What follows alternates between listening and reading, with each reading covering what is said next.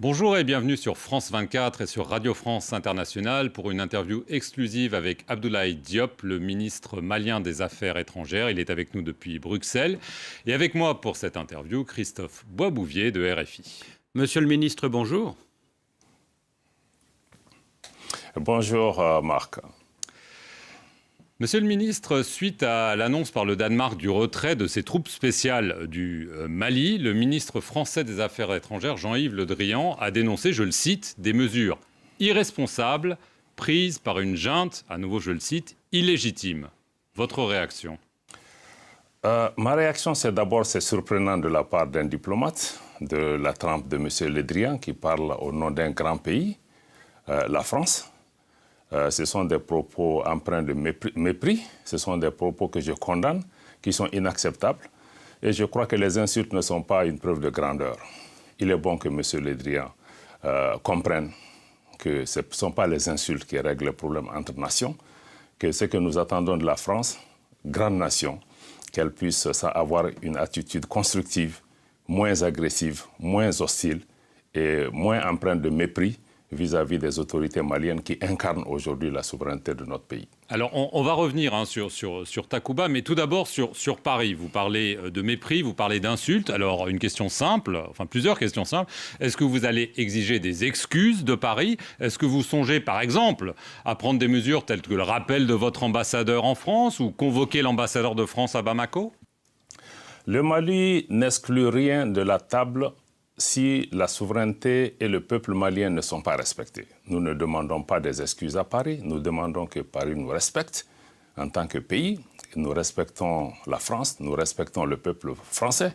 D'ailleurs, il n'y a pas de problème entre les peuples français et les peuples maliens, mais l'attitude des autorités françaises doit changer pour prendre en compte cet élément, qu'il y a des autorités responsables au niveau du Mali et que seul un engagement avec ces autorités permet de gérer leur présence au Mali. Et cette présence doit répondre aux intérêts supérieurs du Mali. Et nous sommes en train de revoir plusieurs accords et traités de défense pour nous assurer que ces traités ne violent pas nos dispositions constitutionnelles, ne violent pas la souveraineté du Mali et prennent en compte l'intérêt des Maliens. Si ce n'est pas le cas, le Mali n'hésitera pas soit à dénoncer, soit à demander un réajustement de ces différents traités. Nous sommes conscients que certains de ces arrangements ont été conclus par le gouvernement précédent. Il y a la continuité de l'État, mais rien ne saura être au-dessus de l'intérêt supérieur des Maliens, que le président Goïta et le gouvernement sont disposés désormais à assumer et à s'assumer pleinement. Et nous souhaitons que la France et d'autres partenaires inscrivent aussi leur action par rapport à cela. Et je salue d'ailleurs la décision sage des autorités danoises de retirer leurs forces sans plus d'acrimonie. Et nous sommes disposés à continuer le dialogue avec l'ensemble de nos partenaires pour la sécurisation du Mali et la stabilité de l'ensemble de la région. Alors ce vendredi, monsieur le ministre, c'était chez nos confrères de RTL, le ministre français Jean-Yves Le Drian est revenu à la charge, si j'ose dire, en disant que désormais c'était la rupture du cadre politique et du cadre militaire. Nous ne pouvons pas rester en l'état, a-t-il dit. On va voir comment on peut adapter notre dispositif en fonction de la nouvelle situation. Je crois que M. Le Drian doit comprendre que l'engagement avec le Mali ne doit pas se faire à travers les médias et que si ce type de questions sont en discussion, nous sommes tous des diplomates, il y a des canaux pour pouvoir discuter de ces questions. Le Mali non plus n'exclut rien par rapport à ces questions si ça ne prend pas en compte nos intérêts. Donc les menaces, les invectives, les insultes doivent cesser pour donner la place à un engagement réaliste, un engagement constructif entre responsables pour pouvoir voir ensemble comment surmonter ces difficultés, comment surtout faire face aux défis que nous avons qui sont des défis sécuritaires. Donc pour l'instant, vous ne vous parlez pas entre vous deux, ministres des Affaires étrangères du Mali et de la France? Les ponts sont coupés pour l'instant? Le Mali est et reste toujours ouvert au dialogue. vieille nation de tolérance et de dialogue, nous maintenons cette posture. La dernière fois que j'ai rencontré M. Le Drian, c'était à New York. On a eu un entretien franc et direct. Et nous restons toujours ouverts. Je m'entretiens régulièrement avec d'autres autorités françaises. Malheureusement, M. Le Drian ou d'autres responsables français, on ne les entend plus sur les médias parlant du Mali. Et que d'avoir vraiment un engagement constructif au lieu de soulever le monde entier aujourd'hui contre le Mali. Je le rappelle, cette attitude agressive ou hostile à l'endroit du Mali n'a rien à voir avec les raisons qui sont mises en avant liées au respect de la démocratie, au respect des droits de l'homme, à des coups d'État. Non, le Mali est puni parce que les choix politiques des autorités du Mali ne conviennent pas à certains. Et je crois que nous devons pouvoir sortir de ça parce que même les coups d'État dont on parle, la France applaudit des coups d'État quand ça va dans le sens de ses intérêts, elle condamne quand ça va dans le sens contraire de ses intérêts. Non, cette politique des 2 poids 2 mesures aussi doit cesser. Vous pensez au Tchad ? Je ne pense absolument rien. Et il y a eu beaucoup de pays où il y a eu des situations, il y a eu des politiques de 2 poids 2 mesures, et de la France et même de nos organisations africaines. Monsieur le ministre, concrètement, vous avez demandé il y a peu de temps la révision de l'accord de défense avec Paris. Est-ce que vous avez reçu une réponse ? Et si cette réponse n'est pas satisfaisante, est-ce que vous êtes prêt, donc, comme vous semblez l'indiquer, à dénoncer cet accord de défense avec la France ? Absolument. Nous sommes absolument très clairs dessus. Nous avons demandé, dans un cadre diplomatique, nous avons soumis un protocole amendé avec l'ensemble de nos amendements que vous me permettrez de ne pas détailler ici, parce que les dispositions de l'actuel traité en matière de défense, certaines dispositions sont contraires à la Constitution et à la souveraineté du Mali. Nous avons décidé à les revoir. Nous attendons une réponse rapide de Paris. À défaut de réponse, assurez-vous que le Mali s'assumera par rapport à cela. Est-ce que donc le Mali songe à demander le départ des soldats français de son sol ?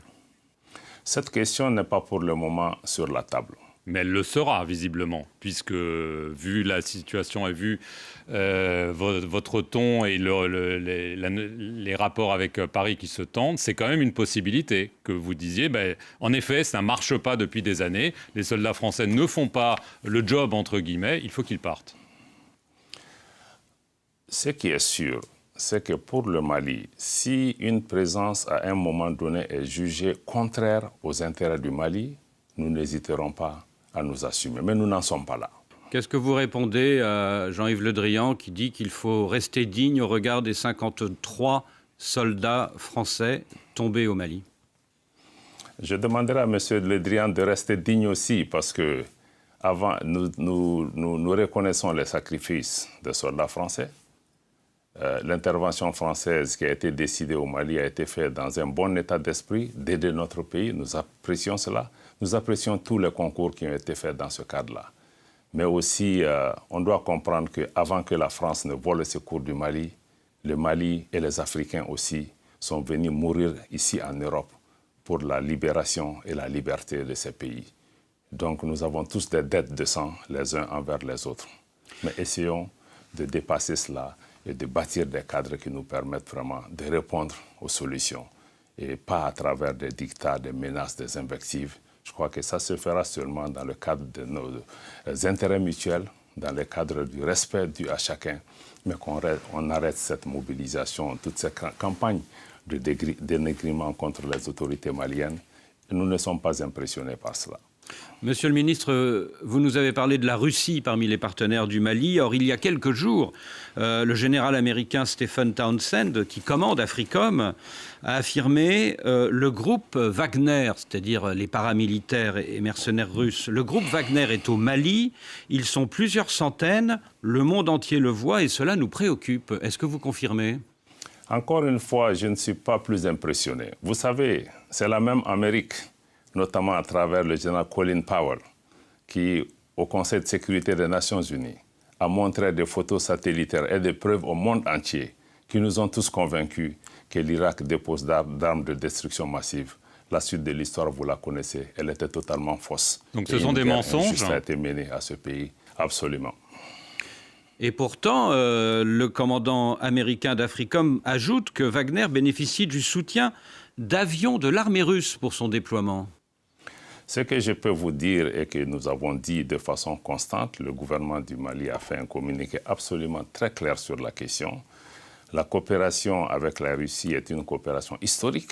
Notre coopération avec la Russie est une coopération d'État à État. Le Mali ne s'adresse qu'au gouvernement russe qui répond à nos sollicitations avec une grande célérité, une grande efficacité. Les 7 derniers mois, les équipements et les fournitures qui ont été acquis via cette coopération n'ont jamais été, ce type d'investissement n'ont jamais été faits au cours des 15 ou 20 dernières années. Le problème du Mali n'est pas Wagner. Le problème du Mali, c'est un problème d'apporter la sécurité aux Maliennes et aux Maliens. C'est notre responsabilité. Et nous ferons tout ce qui est nécessaire, conformément à nos lois et conformément aux traités internationaux pour pouvoir répondre à cela. Et nous souhaitons que les autres qui sont en train maintenant de faire toute cette campagne autour de Wagner, qui prennent un peu de recul, qui viennent voir avec le Mali quel problème sécuritaire vous avez et quelle peut être notre contribution à pouvoir résoudre. Je pense que c'est ce dialogue que nous attendons de nos partenaires. Depuis le 9 janvier, Monsieur le ministre, votre pays est lourdement sanctionné par vos voisins de la CEDEAO. Mais dans un communiqué, hier, la CEDEAO dit attendre de vous un calendrier raisonnable et réaliste pour la tenue des élections. Elle ajoute que les sanctions seront levées progressivement sur la base de ce chronogramme et de sa mise en œuvre. Est-ce pour vous une petite ouverture? Cette politique de sanctions, il faut qu'on sorte de cela. Le Mali, ce dont nous avons besoin, c'est l'accompagnement, c'est l'écoute, c'est le dialogue, c'est la compréhension. Aujourd'hui, si les sanctions contre le Mali, qui sont les actions au-delà de la normale, étaient efficaces, il ne se serait pas passé ce qui est en train de se passer au Burkina. Monsieur le ministre, on comprend qu'il y a en effet un dialogue sur ce fameux chronogramme. Vous aviez proposé initialement 5 ans, puis 4 ans. Le président algérien, vous avez parlé de l'Algérie, Abdelmajid Tebboune, lui propose une transition qui dure 16 mois au maximum. Est-ce que pour vous, ça c'est une option viable, c'est un compromis possible, de façon très concrète? Nous restons ouverts pour pouvoir convenir de la période la plus appropriée et qui prenne en compte l'intérêt supérieur du Mali. Mais 16 mois, c'est possible. Qui prenne en compte les exigences. Je dis que toutes les options, nous sommes ouverts à examiner tout ça. Je ne peux pas, à votre micro, répondre à cette question. C'est l'objet des consultations qui sont en cours. Nous ne nous focalisons pas sur une durée de 16 mois, 2 ans ou 3 ans à ce stade, mais nous voulons qu'on regarde ensemble qu'est-ce qui est prévu, qui est important pour le Mali, qui est important pour le peuple malien, qui est sorti, qui a montré qu'aujourd'hui, on ne peut pas faire juste des élections et tourner le dos.